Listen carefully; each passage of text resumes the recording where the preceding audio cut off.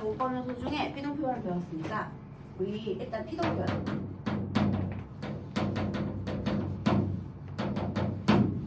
자, 피동 표현은요. 피가 당하다 그랬잖아요. 동작을 당하는 거예요. 그래서 선생님이 피동 표현은 누구누구에게 당하다. 피.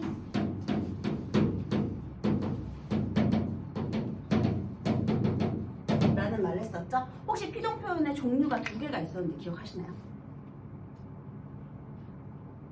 두 개가 있었어. 파생적 피동하고 통사적 피동 있었는데 이 말 어렵죠? 그러면 파생적 피동, 통사적 피동 말고 짧은 피동, 긴 피동이라고 해도 좋아요. 우리 그런 걸 뭐라고 하느냐?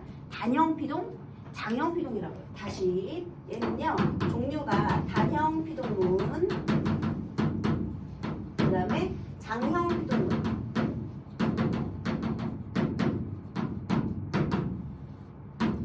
자, 단형 피동문하고 장형 피동문이 있는데요. 단형 피동문이 뭐가 되는 거야? 파생적 피동문이 되는 거예요.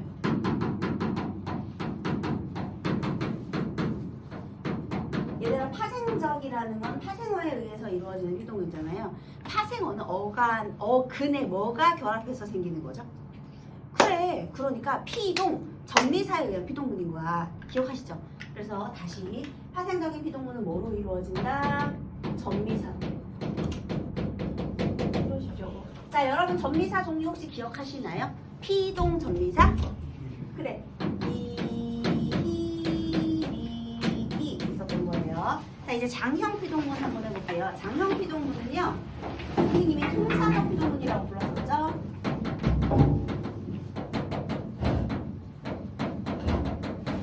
통사적 피동문은 뭐에 의해서 이루어지는 거냐면 보조 용언에 의해서 이루어지는 거였어요. 그래서 혹시 보조 용어 기억하시나요? 개되다, 어지다. 이렇게. 잘하네. 기억이 잘 나요. 뭐하게 되다, 어지다. 자, 이런 것들이 있었어요. 그러니까 얘는 짧은 피동문, 얘는 긴 피동문. 이해되시죠? 얘는 단어가 하나 더 붙었잖아. 그치? 그런데 선생님이 이때 땡땡 하다. 그러니까 체언 뒤에 하다가 붙어서 동사가 된 말이 있거든요. 그럴 때는 땡땡 하다 대신 땡땡 되다. 그러니까 예를 들면 예상하다 대신 예상되다를 붙였어. 그럼 그때 되다는 보조용언이 아니라 전미사다 이런 말 했었죠, 여러분. 그러니까 뭐뭐하게 되다가 아니라 그러니까 구속하다, 구속되다 이렇게 있을 수 있잖아요. 그런데 구속하게 되다 그러면 긴 피동문이고요. 그 다음에 구속되다 그럼 짧은 피동문이에요. 얘는 여기 왔다 갔다 할 수 있다라는 거. 그리고 사실 하나가 더 있죠. 어휘적 피동문이 있어요. 어휘적 피동문은요. 당하다 의미가 오면 돼요. 누구에게 당하다. 그리고 또 선생님이 그 동사의 의미 자체가 이미 피동의 의미, 당하는 의미를 가지고 있는 단어들이 있다고 했어요. 대표적인 게 받다예요, 여러분. 받다는 너 안경 바꾼 거야? 받다라는 것은요. 그러니까 받다는 거는 내가 달라고 한 게 아니야. 내가 받았잖아. 그치? 그러면 나는 내 입장에서는 받았다. 내 입장에서는 당한 거예요, 여러분. 이해되셨죠? 자, 이렇게 하고요. 자, 그 다음에 선생님이 여기서 이 피동 표현에서 중요한 요소들이 있다 그랬어요. 얘는 피동 표현을 만드는 방법이고요. 선생님이 여기서 중요한 건 뭐가 있다 그랬냐면 이중 피동문. 얘들아, 이중 피동은 문법적으로 옳은 표현이 아니야. 무조건 잘못된 표현이죠. 얘는 무조건 잘못돼. 이중 피동을 쓰면 안 돼. 그러니까 이 중에 하나만 해야 되는데 이거 두 개 다 붙이면 안 되는 거야. 당연 접사도 두 개는 붙을 수가 없고요. 그다음에 접사도 붙고 보조용어도 붙고 이런 방법으로는 안 되는 거예요. 그래서 선생님이 믿겨지지가 않아. 이거 틀리다고 했지. 믿기어지지가 않아. 얘는 안 되는 거야. 믿기지가 않아 하든지 믿어지지가 않아 해야지. 믿기어지지 않아 그러면 틀리는 거죠. 믿기어지다 이런 거. 그런데 또 우리가 조심해야 될 게 있다고 했어요. 여기서 전미사 기가 아니라요. 예를 들면 어간이 그냥 기, 그러니까 능동의 어간이 기로 끝나는 것들이 있거든요. 예를 들면 선생님이 대표적인 게 국이다, 당기다라고 했죠. 그래서 이 종이는 구겨졌어. 그럼 기에 어지다가 붙은 거야? 아니라고 했죠. 구다가 아니라 구기까지가 어간이니까 어지다 하나 붙은 거죠. 또 당겨진 이런 말도 당기다에 어지다 하나 붙은 거니까 그런 거 조심하라 이런 말을 했어요. 그러니까 이거는 이제 기본적인 거고 얘들아. 저번에도 얘기했지만 우리는 함정에 빠지지 말아야 되잖아요. 그러면 언제 함정에 빠지느냐.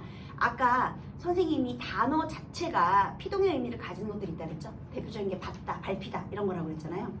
그런 밟다, 밟히다, 그 다음에 당하다 이런 단어들은 단어의 의미 자체로 피동 표현이 있기 때문에 얘는 이제 그렇고요. 그 다음에 우리 또 어간이 이렇게 이히리기로 끝나는 애들이 있어요. 어간이 리나 기로 끝나는 애들이 있거든요. 그러면 여기에서는 이중 피동이 아니라 그냥 보종은 하나만 붙은 거다. 그런 거 조심하라 그랬고, 자, 그 다음에 또 피동 표현에서는 뭐가 중요하냐면요. 피동 표현의 효과. 왜 쓰느냐 이거예요. 선생님이 피동 표현의 효과 뭐라고 얘기했죠? 피동 표현의 효과는요. 선생님 그럼 요거 해볼게요. 우리 예를 들면 승표가 우석이를 때렸다. 물었다. 요런 문장 한번 보세요. 얘들아 이거는 물었지.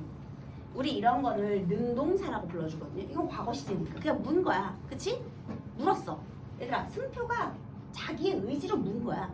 누가 시킨 게 아니에요. 자, 그런데 우석이 입장에서는 어떻죠? 아파요. 우석이가 어떻게 해요? 물렸다. 승표에게 물렸다. 물리었다로 쓸게요. 물렸다. 네. 왜냐하면 요거를 쓰고 싶어서. 자, 여기에 뭐가 붙었어? 리가 리. 붙었죠. 그래서 선생님이 주어는 부사어가 되고 부정어는 주어가 되고 능동사는 피동사가 된다 이런 말을 했는데요. 자, 얘가 이제 능동문이고 얘가 피동문이에요. 여러분 있잖아요. 우리 장면을 한번 상상해 보세요. 지금 승표가 우석이를 무는 장면이나 우석이가 승표에게 물리는 장면이라 만약에 너네가 카메라로 이 장면을 찍는다고 생각해봐. 둘이 다른 장면이니? 같은 장면이지. 같은 장면인데 서술의 초점이 얘는 누구한테 가 있어? 그렇지. 여기는 서술의 초점이 누구한테 가 있어? 그 차이야. 얘들아 주어는 주체라고 하고요. 목적어는 객체라고 하는 거예요. 객체라는 말은 서술의 대상이 되는 거야. 서술의 주체가 있고 서술의 대상이 있거든요. 자 여러분 여기는 초점이 서술의 주체에 있어요? 서술의 대상에 있어요? 문은 주체에 있어요? 문은 대상에 있어요? 그렇지. 그게 능동표현인 거야. 여기는 어때? 문은 대상이죠. 물린 대상이죠. 우석이는 물린 대상이잖아. 그러니까 대상에 초점이 맞춰져 있으면 대상이 객체거든요. 그러니까 대상에 초점이 가 있으면 걔는 피동 표현이 되고요. 여기서 중요한 사실은요. 승표가 우석이를 물든 우석이가 승표에게 물렸든 만약에 이걸 카메라로 담는다 그러면 한 장면이야. 똑같은 장면에 누구를 초점화하느냐 그런 차이예요. 피동과 능동은. 이해했어요? 능동도 자기 힘으로 하는 거, 능동은 자기 힘으로 하는 거고 피동은 당하는 건데 이런 차이가 있어요. 선생님이 이 얘기 왜 하느냐? 이제 사동 표현과 주동 표현을 설명하기 위해서 이 얘기한 거예요. 자, 이거 이제 잊지 마시고. 자, 그러면 이제 사동 표현으로 합니다. 사동 표현이 피동보다 더 어려워요. 여러분, 사는요, 시키는 거예요. 얘를 부려먹는 거야. 그래서, 자, 사동 표현, 얘는 뭐뭐를 시키다. 이런 의미가 있습니다. 얘도 똑같이 어떻게 만드느냐면요. 똑같이 단형사동과 장형사동으로 만들 수 있어요. 여러분 단형사동문은 그러면 똑같이 파생적 사동문이겠네. 그러면 이번에는 사동 전미사로 만들어야겠네요. 자, 사동 전미사 혹시 뭐가 있게요? 그렇지. 에다가 또 뭐까지? 추까지. 그러면 여기서 문제가 되는 게 있죠. 겹쳐. 뭐가 겹쳐? 아니 사동전미사 이히리기하고 피동전미사 이히리기가 겹치잖아. 그러면 여기서 사동문인지 피동문인지 전미사만으로는 구분하기 힘들 수가 있겠네. 같으니까. 그래서 선생님이 뭐로 구분한다고 했죠? 여기는 뭐가 있고 저기는 뭐가 없어? 기억하시나요? 문장 성분 중에 얘는 시키려면 반드시 무엇을 시키는지가 있어야 되죠. 얘는 원래 목적어였던 것이 주어로 빠졌기 때문에요. 목적어가 없어요. 피동문에는요. 그런데 사동문에는 반드시 뭐가 있어야 되겠다? 목적어가 있어야 된다. 그래서 전미사가 겹치면요. 얘는 사동 표현은 목적어가 있고요. 기본적으로 물론 예외적인 것도 있어요. 피동 표현은 어디한테 당하기 때문에 목적어가 없다. 일단 목적어의 유무로 구분하는 거예요. 이게 기본이고요. 자, 그 다음 장형 피동으로 한번 가볼게요. 장형 사동으로 한번 가볼게요. 일단 설명하고 보충 설명 다시 할게요. 장형 사동은 또 통사적 사동문이라고 부르는데요. 얘도 그리고 보조용언에 의해 일어나는 사동문이에요. 자, 보조용언은요 시키는 거잖아요. 그래서 뭐뭐를 시키다 또는 뭐뭐하게 하다 이런 게 있어요. 아니면 뭐뭐를 시키다. 이것도 괜찮아요. 근데 시키다라는 말 자체가 시키는 거잖아. 그래서 얘는 어휘적 사동문으로 분류하기도 해요. 근데 그게 그거야. 얘들아. 어쨌든 중요한 것은 이런 식으로 하다, 개하다와 시키다가 있어요. 자, 그러면 다시 이제 사동문에서는 뭐가 중요하냐? 일단 기본적으로 사동문의 종류를요. 직접 사동문과 간접 사동문으로 나눌 수 있어요. 자, 이거 한번 볼게요. 엄마가 아기가 옷을 입었다. 한번 볼게요. 자, 일단 주동. 주어가 자기 힘으로 하면 주동이고 남이 시켜서 하면 사동이 되거든요. 자, 주동문은요. 아기가 옷을 입었다요.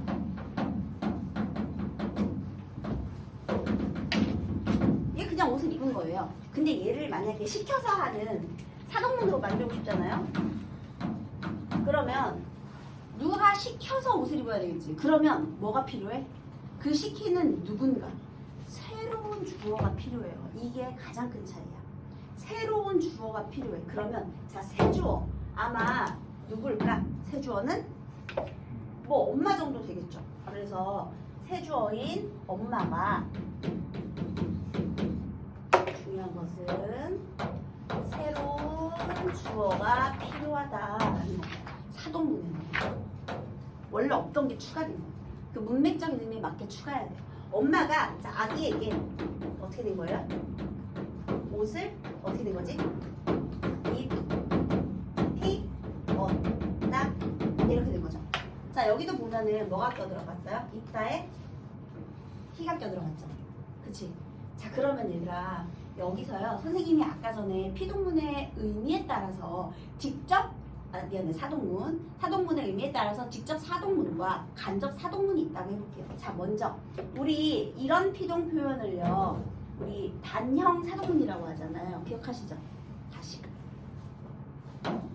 이거 단형 사동문이고요. 그럼 여러분 이거 장형 사동문으로 바꾸고 싶으면 어떻게 할 거예요? 엄마가 아이에게 옷을 어떻게 할 거야? 뭐 입게 했다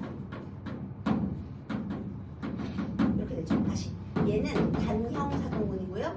파생적 사동문이고요. 얘는 통사적인 장형 사동문이에요. 자, 이제 피동문의 의미를 한번 살펴볼게요. 엄마가 아이한테 옷을 입혔다는 의미는요. 행위를 누가 했느냐에 따라서 직접 간접으로 나눌 수 있는데 예를 들면요. 서왕이 팔 들어 해가지고 팔 하나 끼고 이렇게 들어 바지에 다리 들어 해가지고 이렇게 했어. 자, 옷을 입히는 행위를 누가 했어? 엄마가 했지. 그러면 걔는 직접 사동문이 되는 거예요. 이해했어요? 근데 야 나가게 빨리 옷 입어 빨리 옷 입어 내가 시켰어 명령을 했어. 그러면 옷을 누가 입냐면 서왕이 직접 입은 거야. 그럼 그때는 무슨 사동문이 될까? 간접 사동문이 되는 거야. 그래서 잘 보세요. 우리 이 단형 사동문의 경우에는요 직접 사동문의 의미하고요 간접 사동문의 의미가 둘 다 되는 거예요. 단형의 경우에는요. 우리 이런 것을 사동문의 중의성이라고 불러줘요. 그러니까 다시 사동문에서는 뭐가 중요하냐? 사동문의 중의성이 중요해요. 사동문의 중의성. 근데 중의성은 언제 발생한다? 단형 사동문에서 발생한다는 거. 그럼 여기 볼까요? 장형 사동문 한번 볼까요? 엄마가 아기에게 옷을 입게 했다. 자, 이번에는 입게 했죠. 그러면 옷을 입은 건 누가 한 거야? 아기가 한 거지. 자, 얘는 직접 간접 중에 어떤 의미만 해당해요? 그렇지. 얘는 간접만 해당이죠. 그래서 이 사동문의 의미에 따라서요. 행위를 누가 했느냐? 엄마가 시키긴 시켰지만 그 시킨 다음에 그 행위를 누가 했느냐? 엄마가 했느냐 아기가 했느냐에 따라서 직접 간접의 의미가 있더라. 이렇게 되는 거예요. 근데 예외가 있어요.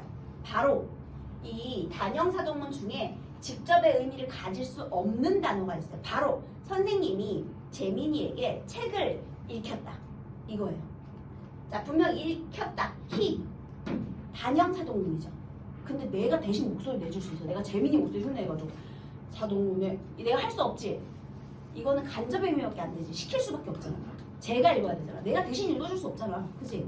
책을 읽혔다라는 건 그래서 단어의 의미 때문에 간접의 의미밖에 안 돼요. 이거 되게 자주 나오는 예시문 되겠습니다. 그래서 이 단형사동문의 경우 이런데요. 물론 예외는 있더라. 단형사동문 중에 읽혔다. 책을 읽기 없다요. 얘는 간접만 이렇게 되더라. 이렇게 됩니다. 자, 그 다음에요. 사동 표현은요. 이중 피동이 허용되는 단어가 있어요. 아까 전에 피동 표현은 이중 피동 무조건 틀렸다며. 이 중에 하나만 해야 된다며. 그런데 사동 표현의 경우에는요. 이중 피동이 맞는 경우가 있어요. 이거 무슨 소리냐. 대표적인 것이요. 건물을 나 돈 많이 벌었어. 나도 이런 거 하고 싶다. 건물을 세우다. 너무 설레지 않나요, 여러분? 건물을 세우다. 너무 좋다. 니네 나중에 건물 세우면 나한테 연락 좀 해라. 나도 거기 들어가서 장사에 떡볶이 김밥 좀 팔아보게 얘들아. 월세 좀 깎아주라. 씨. 자, 건물을 세우다 있잖아요. 그러면 세우다는 원래 어떤 주동 표현에서 왔을까요? 건물이 뭐 서다 이런 거겠지, 그치? 자, 그럼 봐봐라. 서다에다가 세우다는요. 자, 얘는 어떻게 되는 거야? 서에다가 뭐가 결합한 거예요? 이, 우, 이렇게 되는 거지. 이거 거꾸로 해야 되는 서다가 세우다가 되는 거. 좀 기분이 찝찝하니까 오늘 바꿀게요. 자, 원래 서다라는 단어가 있었어요. 그런데 여기다가 이와 우를 합치면 뭐가 돼요? 세우다 이렇게 되는 거죠. 그 다음 또 있어요. 태우다. 내가 물건을 태우다. 자, 낙엽을 태웠어요. 그러면 원래 낙엽이 원래 뭐지? 타다지. 그러면 타다 에다가 뭘 붙인 거야? 타, 이, 우를 붙인 거죠. 그러면 얘는 태우다가 되는 거예요. 이거 채우다. 그 다음에 채우다도 있고요. 재우다도 있어요. 태우다도 그 뭐야? 채우다도요. 원래 차다잖아. 물이 차다잖아. 근데 물을 채우다 그러면 물이 차이우다 해서 채우다가 됐고요. 자다도 자다도 원래 아기가 자는 거야. 그런데 거기다가 이유를 붙여서 아기를 재우다가 되거든요. 그래서 그런 것들. 자, 중요한 것은 피동 표현에서는 이중 피동이 불법이지만 안 되지만 잘못된 피동 표현이지만 얘는 아니더라 이렇게 된 겁니다. 그 다음에요.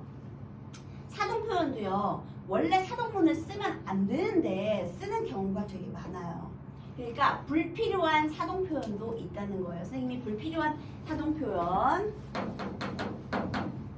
잘못 쓰는 불필요한 게 잘못 쓰는 거예요. 자, 불필요해서 잘못된 표현으로 사용되는 걸 선생님이 얘기해 줄게요. 나 요즘 너무 외로운데 나 진짜 나도 연애하고 싶다 그랬더니 야, 내가 여자친구 소개시켜줄게. 이런 말 진짜 많이 쓰죠. 친구 소개시켜줄게. 친구를 소개시킨다는 말은요. 친구를 데려와서 자기소개를 시키는 거예요. 이게 맞아요? 친구는 소개시킨다라는 건 너 소개하도록 시키는 거거든요. 맞잖아. 뭐 하도록 시키는 거잖아.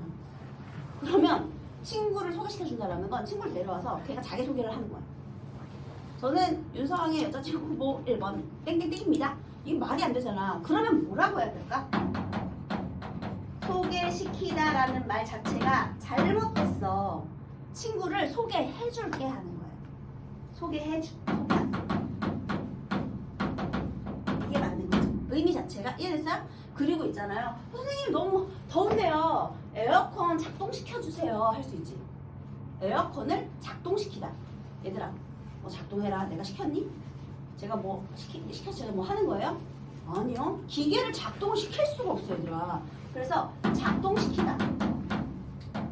이것도 완전히 잘못된 표현이에요. 말이 잘못됐지. 얘가 어떻게 해야 돼? 작동하다는 거야지. 에어컨 작동해주세요. 이렇게 해야지. 근데 우리 실생활에서 정말 많이 잘못 쓰는 불필요한, 그러니까 잘못된 거야. 얘는 그냥 왜 우리 불필요한 피동 표현 같은 경우에는요. 예를 들면 이 건물은 그에 의해 만들어졌습니다. 이런 거는 문법적으로 틀린 건 아니거든요. 기분은 안 좋지만 그냥 능동 표현이 자연스럽긴 한데 좀 그렇거든요. 근데 얘 자체는 완전히 문법적으로 잘못된 표현이에요. 이렇게 쓰면 안 되는 거 의미가 다르잖아요. 그치? 자, 그리고 있잖아요. 선생님이 아까 피동 표현은 당하는 거고 피동문에 대항하는 것이 능동 표현이다. 얘는 스스로 하는 거다. 이런 말 했고요. 그 다음에 사동 표현을 시키는 건데 주어가 자기 힘으로 스스로 하는 것은 주동 표현이라고 한다 라고 했거든요. 피동 능동과 사동 주동 어떻게 구분하는 것이 되게 쉽냐. 일단 여러분 아까 선생님이 피동 표현은 한 장면이라고 얘기했죠. 그치? 승표가 우석이를 물든 우석이가 승표에 물리든 이거 한 장면이거든요. 근데 이거 뭘까요? 아기가 옷을 입는 장면과 엄마가 아기에게 옷을 입히는 장면 같은 표현이에요? 같은 장면이야? 이거 카메라 2번 촬영해야 돼. 한 번에 안 되는 거야. 세 주어가 나타났잖아. 장면이 다른 장면이죠.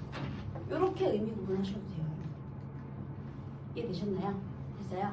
그래서 요게 이제 사동 표현에서 중요한 부분입니다. 자, 여기에 그래서 중요한 부분은 이렇게 설명했고요. 그 다음에 거기 54페이지를 보면은 능동과 피동, 주동과 사동 이렇게 해서 쭉 그 의미가 나와 있죠. 그래서 지금 그런 것들이 되겠습니다. 자, 그 다음에 54페이지 옆구리를 보니까요. 두 번째 연필을 보니까 능동문이 피동문으로 바뀔 때 의미 변화 이렇게 되어 있죠. 능동문에서는 엄마가 아이에 대해 어떤 행동을 하였다는 의미를 지니다. 피동문에서는 행동에 아이의 의지가 반영이 될 수 있다라는 겁니다. 그러니까요, 엄마가 아이를 안았어. 그러면 능동문은 엄마가 아이를 아는 행위를 한 거거든요. 근데 피동문은요, 아이가 엄마한테 안겼잖아요. 그러면 아이가 어떻게 했을까? 어떻게 했길래 엄마한테 안겼을까? 안기고 싶어갖고 다가간 거지. 그러니까 안긴 거지, 얘들아. 이해되셨나요? 그래서 그 얘기를 하는 거예요. 자, 그 다음에 또 능동문과 피동문. 능동문, 포수 10명이 토끼 한 마리를 잡았다. 포수 10명이 모두 함께 토끼 한 마리를 잡았다는 의미와 포수 10명이 각각 토끼 한 마리를 잡았다라는 식으로 중의적인 해석이 되는데요. 토끼 한 마리가 포수 10명에게 잡혔다. 이거는요, 이제 중의성이 사라졌죠. 이해되셨어요? 포수 10명이 토끼 한 마리 잡았다는 거는 각각 한 마리씩 잡았는지 아니면 10명이서 하나를 잡았는지 두 가지 의미가 있잖아요. 근데 피동 표현이 되면 토끼 한 마리가 포수 10명이 잡혔다. 그러면 이제 포수 10명이서 다 힘을 합쳐 토끼 한 마리 잡았다. 이 의미밖에 안 가지죠. 그래서 중의성이 해소될 수도 있더라. 이렇게 되는 겁니다. 자, 이해되셨을까요? 네. 자, 그 다음